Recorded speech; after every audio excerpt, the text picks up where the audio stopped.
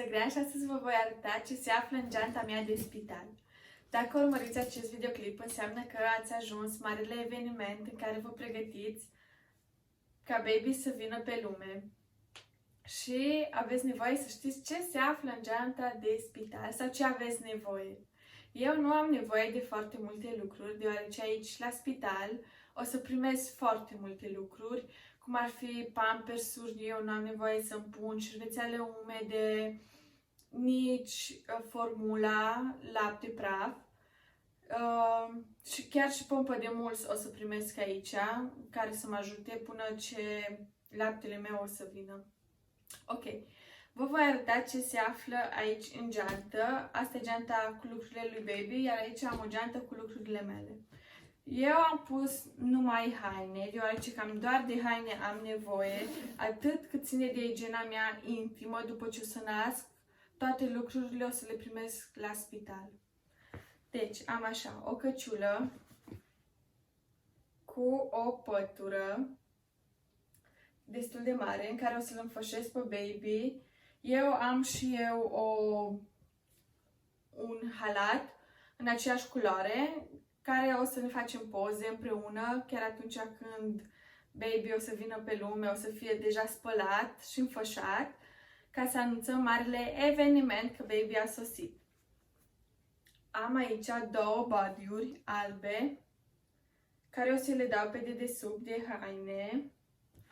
Am o salopetă drăguță, cred eu, care o să-l îmbrac la spital. Și aici am un outfit cu care o să-l aducem acasă. Nu o să vi-l arăt acum, deoarece vreau să-l vedeți atunci. Mai am o pătură care e foarte, foarte fină. Asta o să-l învălesc pe baby în spital sau o să-l pun la el la față să doarmă cu ea. O să-i placă foarte mult, sunt convinsă de asta. O pătură mai groasă pe care o să-l învălesc când o să-l scoatem afară din spital și o să venim acasă pe mașină. Am aici două perechi de șosete care arată cam așa. Două perechi de mănuși de care o să am nevoie în spital sau chiar pe drum acasă. Baby fiind micuț, o să aibă unghii, o să se zgârie pe față și nu vrem lucrul acesta. Avem și o suzetă. Nu știu cât o să am nevoie de ea, însă am zis că o iau în caz că o să plângă pe mașină și să liniștească un pic. Am aici un scutec care îl pun aici și o să-l pun pe baby pe burtică să râgâie, când o să-i dau să mănânce. Am înțeles că o să primești și din ăsta în spital, însă poate pe mașină baby o să vomite sau o să am nevoie să șterg. Am aici o apă micelară pe care o să șterg pe față pe baby să miroase bine, mai ales când o să venim acasă, când toată lumea o să-l ia în brațe, să aibă un miros cât mai plăcut. Mai am aici un pachet de șervețele umede. După cum vedeți, pachetul e foarte subțire, v-am spus, sunt de la spital. L-am luat în caz că în timp când eu o să am contracții în sala de nașteri, o să am nevoie să mă șterg pe față sau să fie mai răcoros, că am înțeles că o să-mi fie destul de cald. Iar aici, în buzunar, am două căciulițe. Nu știu care o să o dau când o să venim acasă, de aceea am pus două. Cam atât. Geanta are foarte multe buzunare. Are pe părți două unde pot să-mi pun sticla sau telefonul chiar. Are aici un buzunar foarte spațios, se deschide așa. Iar înăuntru are foarte multe buzunare, alte buzunare. Unul aici, încă unul foarte spațios aici. Aici pot să-i pun sticluța să o țină caldă. Aici alt buzunar și aici am o bretea care pot să o atașez, să o țin ca și o geantă, să ne o pun pe spate. Acum vă voi arăta ce se află în această geantă, unde îmi țin lucrurile mele, separate de a lui baby. Nu am foarte multe lucruri, după cum v-am spus, sunt doar haine puține.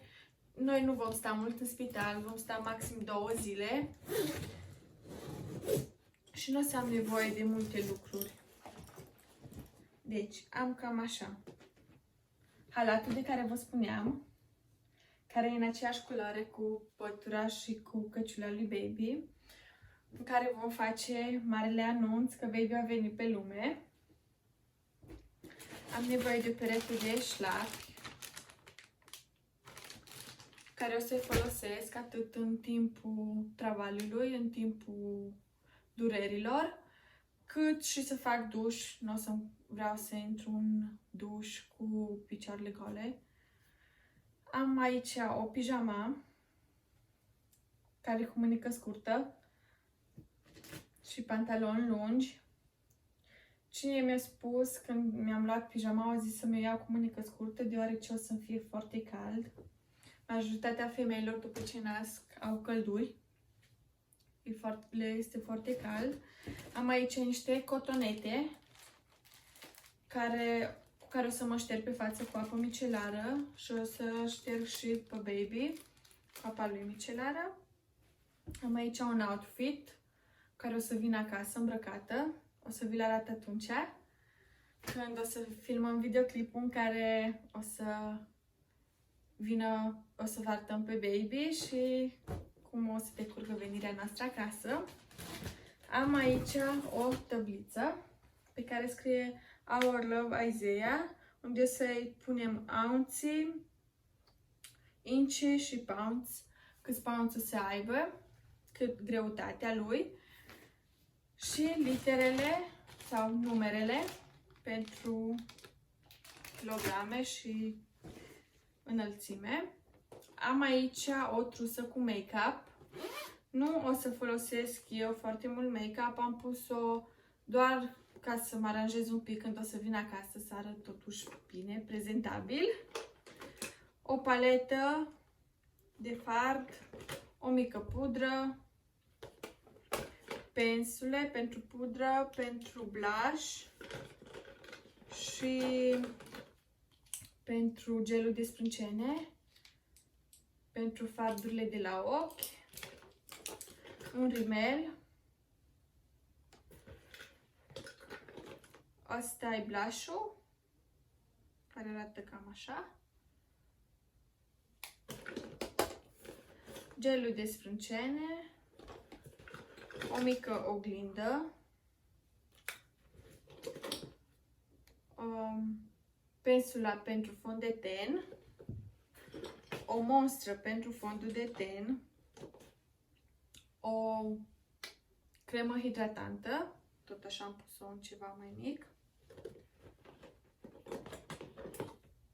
un concealer și aparatul ăsta de sprâncene, de gene, nici nu știu cum se numește, l-am pus doar ca să folosesc să fac genele mai voluminoase. Și am tot aici o perie de păr care o să folosesc. Ok, în celelalte sertare se găsește cam așa. Am aici gelul de duș. Aici gelul de duș, aici e apa micelară cu care o să mă șterg pe față. Apa micelară e cea de la Garnier. Am pus-o doar într-un recipient mai micuț, să nu o car toată după mine. Un balsam de buze și 2 prinzători de păr. Ok, după care am așa 2 perii de dinți. Am 2 deoarece una e pentru Jonathan, care el o să o folosească, și o pastă de dinți. După care, în celălalt sertar, am 2 perechi de șosete cu bulinuțe și mai am sutienul pentru pompa de mulți, dacă o să am nevoie. Așa, un maieu și un sutien pentru alăptat, care se deschide aici așa.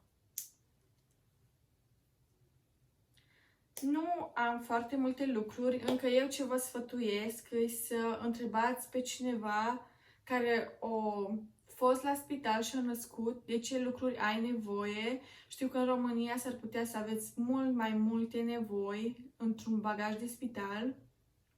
Însă eu zic să vă faceți lista cu câtva timp înainte, cum și eu am făcut-o la 35 de săptămâni, mi-am făcut o listă pe telefon și scriam de asta am nevoie și mai întrebam prietenele, ok, ce ai avut nevoie, ce ai nevoie, dacă am nevoie de lucrul ăsta sau nu am. Eu așa vă sfătuiesc să întrebați pe cineva care cunoaște și care a trecut prin asta. Am uitat să vă menționez să nu vă uitați acasă cartea de identitate și cardul de insurance sau actele de care aveți nevoie și car seat-ul sau scoica în care veți pune pe baby. Vă mulțumesc că ne-ați urmărit și sper că ne veți urmări și data viitoare. Pe noi ne veți găsi și pe Instagram cu numele de Zăgrean Family. Să nu uitați să dați like și să vă abonați. Ne vedem data viitoare. Bye bye!